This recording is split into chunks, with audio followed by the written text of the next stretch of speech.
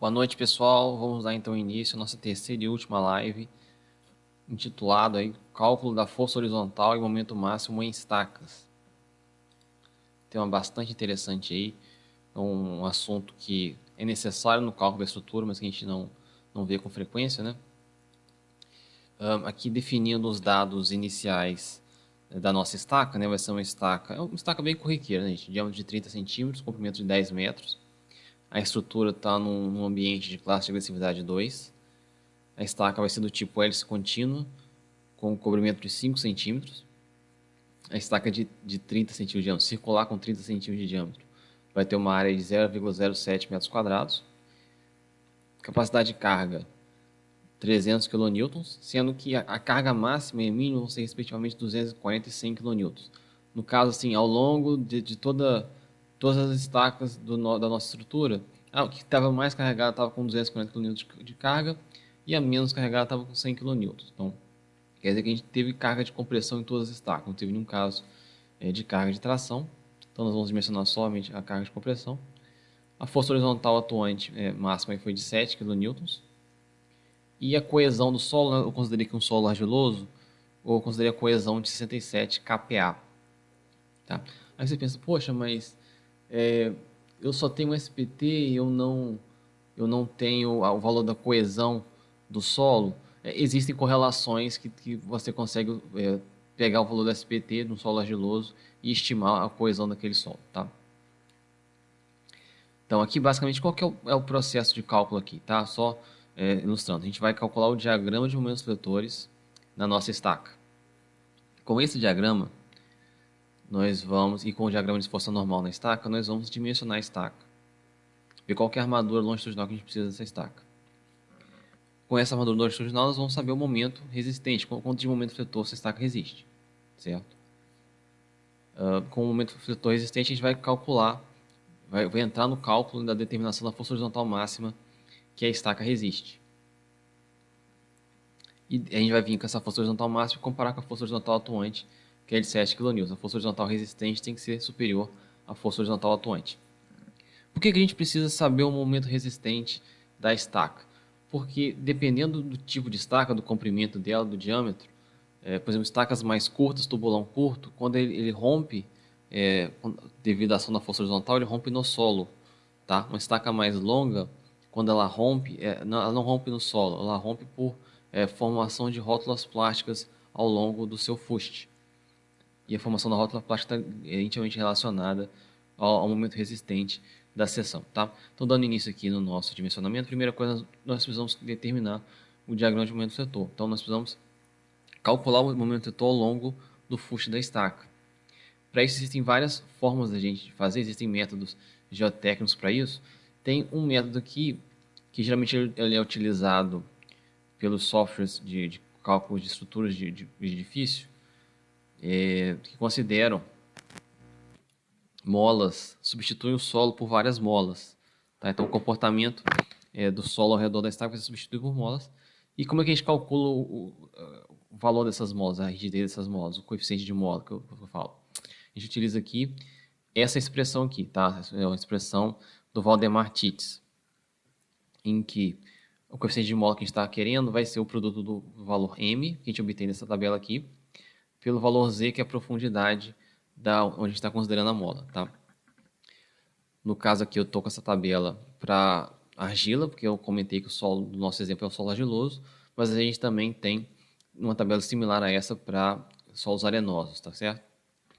Então aqui, de acordo com o SPT, o tipo de solo, o SPT, a gente acha os valores de M, tá? Multiplicando o M pela profundidade do nível que a gente está colocando na nossa mola, nós vamos ter o coeficiente de reação horizontal ali.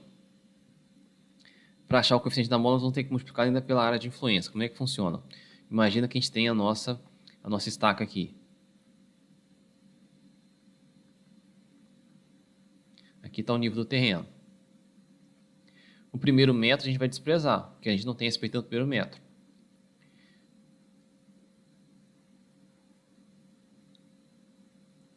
Então aqui nós estamos a 1 metro. Essa parte aqui a gente não considera.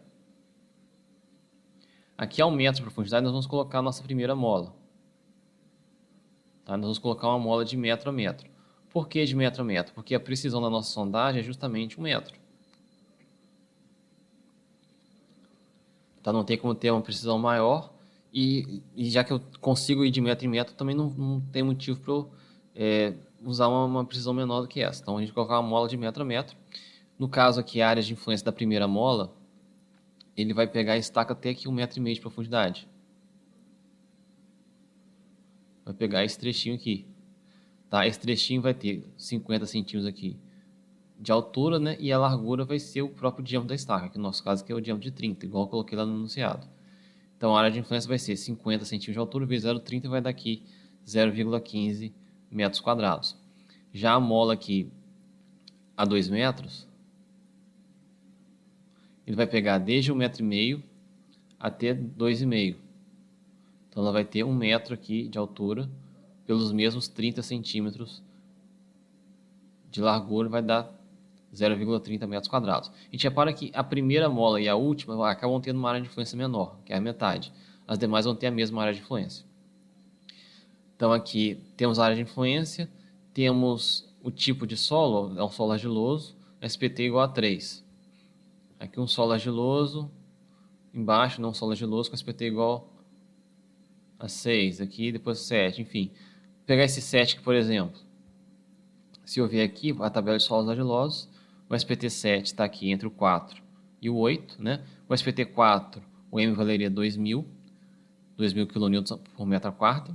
O SPT8, o M valeria 4.000. O nosso SPT7, a gente faz uma interpolação entre esses dois valores, de 2.000 e 4.000. A gente chegou no valor aqui de 3.500 para o SPT7. Então já tenho o valor do M, já tenho a profundidade, tenho a área de influência. Então, multiplicando profundidade vezes o M, a gente acha o coeficiente de reação horizontal, multiplicando pela área de influência, a gente acha o coeficiente de mola, que para essa profundidade aqui deu 3.150. Nessa coluna aqui a gente tem os valores do coeficiente de mola metro a metro, para cada uma das molas. Além disso, para eu poder modelar a minha estaca, eu preciso saber também o módulo de elasticidade da estaca. Aqui eu estou utilizando as formulações da própria NBR 1118. Tá? Isso aqui não vou entrar muito não, isso aqui já está bem batido, bem conhecido de todos. Né? Aqui eu calculei usando o FCK de 30 MPa conforme o nosso enunciado apresentou. Tá? Com esses dados a gente vai mostrar, a gente vai ter isso daqui, ó, vou mostrar no F2. A gente consegue modelar aqui a nossa estaca. Tá? Então, aqueles mesmos coeficientes de mola que eu calculei aqui, ó, 225 na primeira mola. Aqui justamente é 225. Depois deu 1.800. Aqui também, ó, 1.800. Tá? Então, os valores de coeficiente de mola que a gente calculou aqui, eu transferi para cá. Tá? E aqui no F2, aqui está a carga horizontal atuando de 7 kN. Aqui eu simulei o apoio vertical como se fosse um apoio de primeiro gênero, um apoio fixo, mas eu poderia também calcular o recalque da estaca e colocar uma mola aqui vertical que simbolizaria, né, o recalque e vou colocar a carga vertical aqui em cima. Mas aqui eu só estou realmente fazendo análise referente à ação horizontal, então não importaria para mim o tipo de apoio aqui, se haveria recalque ou não, tá? Estou olhando só referente às cargas horizontais. Eu clicando aqui a gente consegue ver o diagrama de momento fletor da nossa estaca e aqui o diagrama de força cortante, tá ok? Aí você pensa, poxa, mas diagrama de momento fletor, mas a minha estaca não tem momento fletor, eu rotulei a minha estaca, eu rotulei minha fundação. Então eu até mostrei um exemplo aqui de um pequeno edifíciozinho que eu montei aqui e reparem que a fundação está rotulada mesmo aqui em cima. Então no topo da fundação não vai chegar o momento fletor. Tá? Reparem que as estacas que eu modelei aqui são exatamente a mesma estaca que eu tenho aqui, então, os mesmos coeficientes de mola. E como a carga em cima de 14 vai vir 7 kN para cada uma, então vai ser, cada estaca dessa aqui vai se comportar exatamente igual a essa estaca de cá.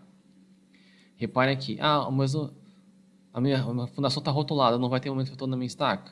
Não vai ter momento fletor no topo da estaca, tá? Mas ao longo do comprimento da estaca, ao longo do fuste dela, vai surgir um momento fletor, justamente por conta dessa força horizontal que está atuando aqui. Ela vai provocar um momento fletor na estaca. Se a fundação tivesse engastada, além dessa força horizontal, nós teríamos um momento efetor no topo. Tá? Esse momento efetor que a gente calculou ia ficar ainda maior, por conta da ação do momento efetor da superestrutura. Mas mesmo com fundação rotulada, a gente sempre vai ter força horizontal, e tendo força horizontal vai ter um momento efetor ao longo do fuste da estaca, tá certo? A gente olhando aqui, no nosso caso, o momento efetor máximo foi aqui de 16,3 kN vezes metro e está atuando a 3 metros de profundidade. Tá? Pode ver o cortante também, o cortante máximo foi logo no topo da estaca, igual justamente a força horizontal atuante. Geralmente, para a força horizontal, o esforço máximo é aqui no topo. Tá? Para o momento fletor, o esforço máximo geralmente é um pouco abaixo. Né? Você tem que descer um pouco ao longo do fusto da estaca para poder chegar no ponto de momento fletor máximo. Então, nós precisaríamos dimensionar nossa estaca para resistir esses 16,3 kN aqui. Então, para fazer o dimensionamento da estaca, ver a armadura na estaca, nós vamos usar aqui o pCalc. Tá? O pCalc é um software gratuito que ele serve para fazer esse dimensionamento de seções, tanto quadradas, retangulares ou circulares, ao momento fletor, na verdade, a flexocompressão, flexotração, enfim.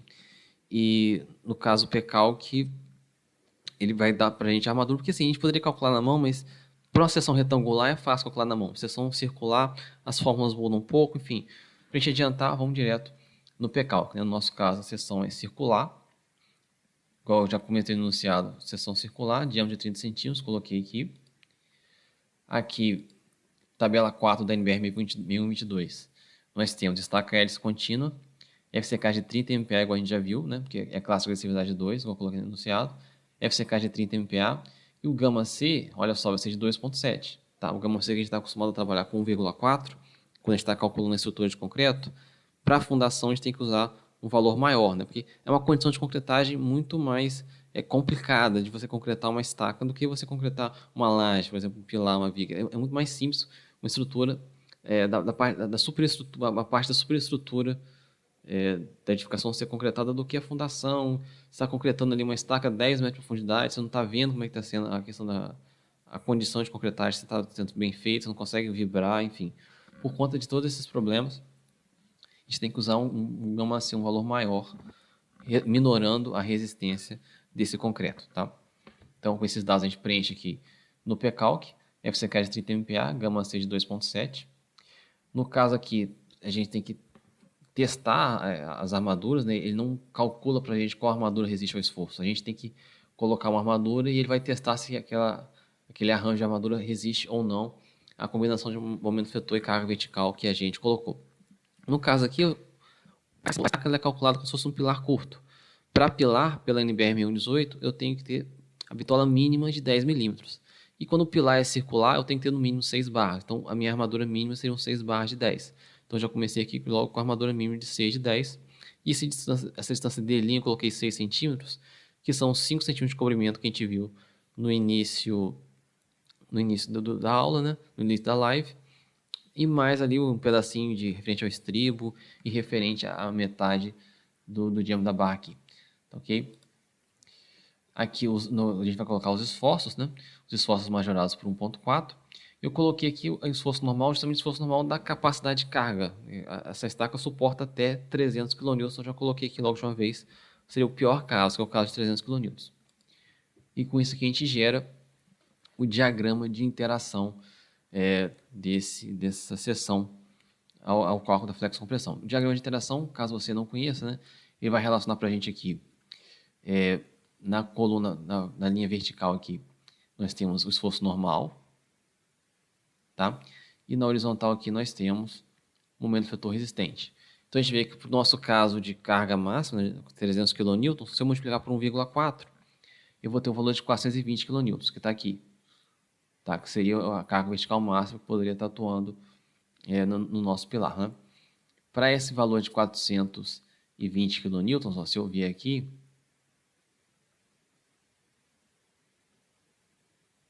até o diagrama de interação depois descer, vou ver que o meu momento resistente está aqui entre 25 e 30 kN vezes metro.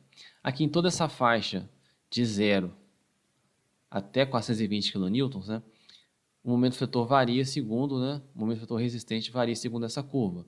Então a gente vê que, na pior das hipóteses aqui, o momento fletor resistente mínimo seria para esse caso aqui, que é onde a gente tem a força vertical também mínima. Então, no mínimo, o nosso momento resistente seria de 20 kN vezes metro. Tá? Na prática, o certo seria a gente fazer o quê? Seria a gente vir aqui, né?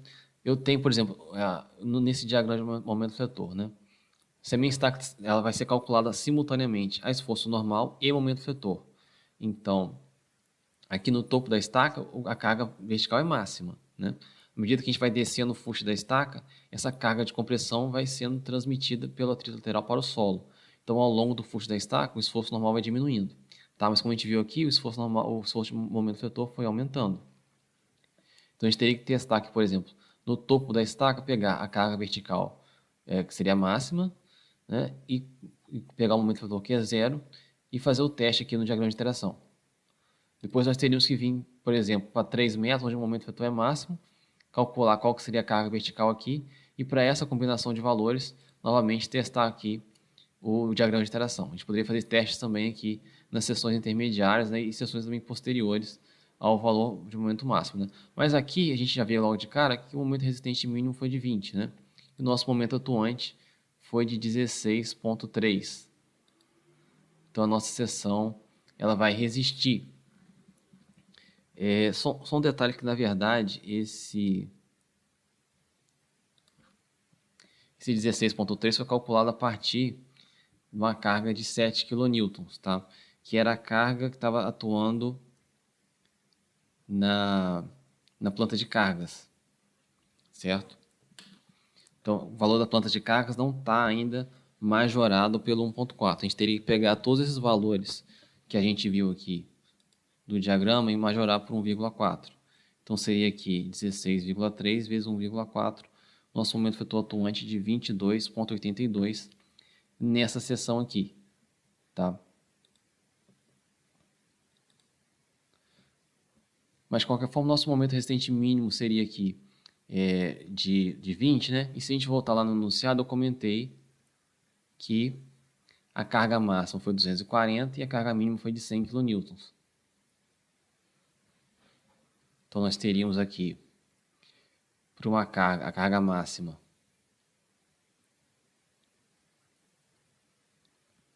no topo do pilar, 240 kN. E a carga mínima seria de 100 kN. Para 100 kN, a gente já tem uma resistência de 25 kN vezes metro no topo da estaca, né? Para 240 por aqui, ó, a gente tem uma resistência ainda maior, tá? Mas basicamente você poderia fazer essa verificação, igual eu comentei, pegar a seção de topo da estaca, onde o esforço normal é máximo, e pegar aquela seção onde a seção de topo onde a carga vertical é máxima e o momento fletor pode ser nulo ou não, no nosso caso ali ele era nulo, e testar também aquela seção ali no nosso exemplo a 3 metros de profundidade. Vou mostrar aqui, né? Testar a seção de topo com carga vertical máxima, o momento fletor não sendo máximo, e testar a seção onde o momento fletor é máximo e a carga vertical já diminuiu por conta do efeito do atrito lateral. Tá? A gente poderia testar no mínimo essas duas seções para verificar se o momento resistente é superior ao momento atuante. Tá?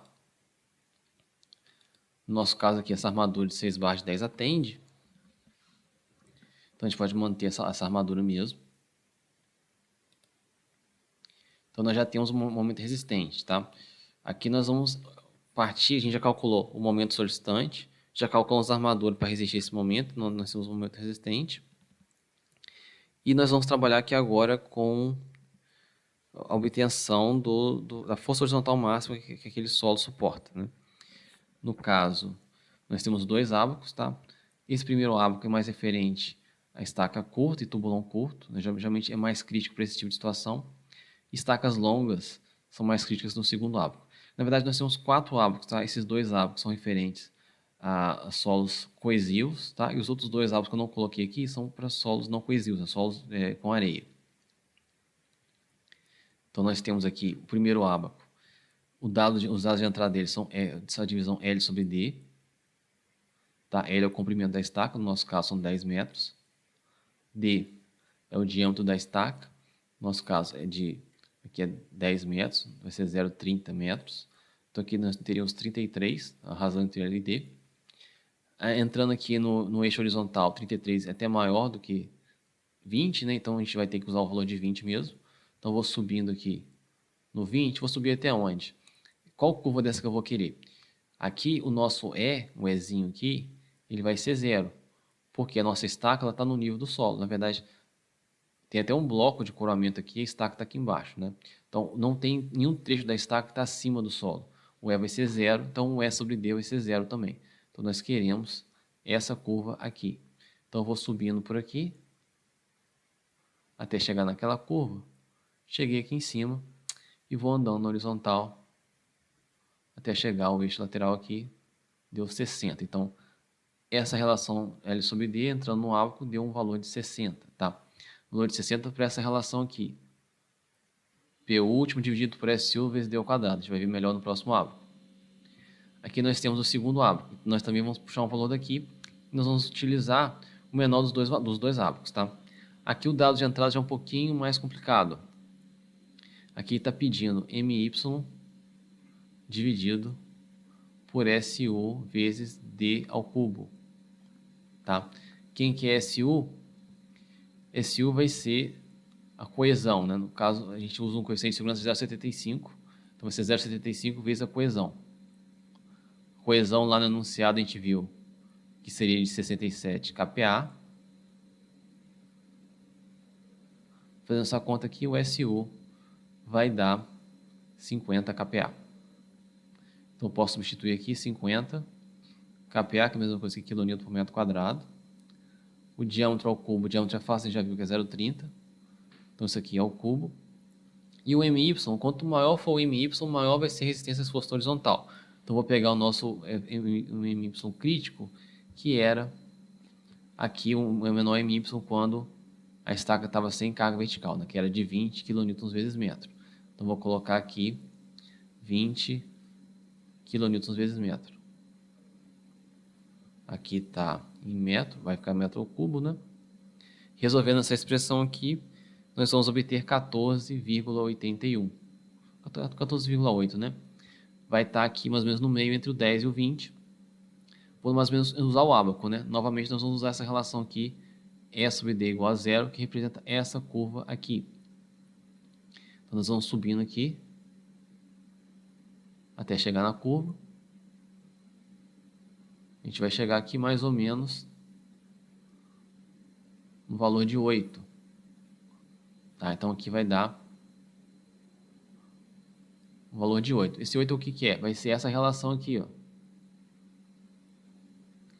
que é o P último sobre SU vezes D ao quadrado, deu 8. Tá? O P último é a força horizontal máxima que aquela estaca vai suportar. Se colocar uma força superior, a estaca vai romper. Então, nós teríamos aqui o P último vai ser igual a 8 vezes SU, que a gente já viu que é 50, vezes D ao quadrado, que a gente já viu que é 0,30. Então, vezes 0,30 ao quadrado, o P último vai ser igual 8 vezes 50 vezes 0,30 ao quadrado, vai dar um total de 36 kN. Tá? Essa capacidade seria a carga de ruptura, né? Força horizontal de ruptura. Esse valor aqui nós vamos colocar um coeficiente de segurança igual a 2. Então, a nossa força horizontal máxima aqui seria de 18 kN. Tá? Esse valor nós vamos comparar com a força horizontal atuando. Como a gente viu lá no começo, era uma força horizontal de 7 kN. Então, como a força atuante é menor do que a força resistente, a nossa estaca está verificada, está passando no esforço normal, certo? Então, basicamente, foi isso para a live de hoje. Espero que vocês tenham gostado. E o intuito dessas 3 lives que nós fizemos foi de compartilhar conhecimento, né? Foi de tratar sobre temas de forma gratuita, temas que são muito importantes no nosso dia a dia de cálculo estrutural, mas que são pouco abordados na literatura técnica, pouco abordados durante a graduação, ou mesmo em cursos de especialização. Tá? Então, com o intuito, se você quiser se aprofundar mais no tema, nós estamos fazendo o lançamento do nosso curso de Fundações na Prática.